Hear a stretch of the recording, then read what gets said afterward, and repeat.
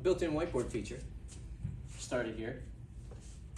Take one of the styluses and we can write on the board. We can change pen color. We have two pen styles, so it can either be the fine tip point or your finger. And you notice I have that set for black and I have the fine set for red. So all I have to do is flip the pen over and I'm using a different color. Can do the same with my finger.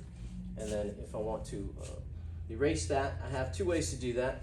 I can use this slider and clear the entire board, or I can simply put my hand on the board and it brings up built-in eraser.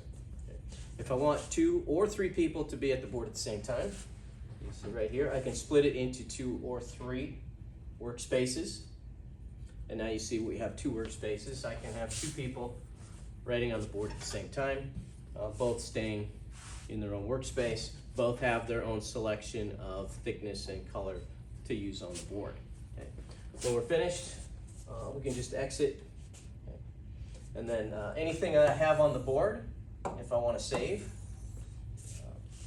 over here, we can save as, we can share, we can print. If I share, it's going to bring up a QR code. People in the room can just scan that with their mobile device. It will provide them a copy that they can download right to their device. And that's the basics of the built-in whiteboard.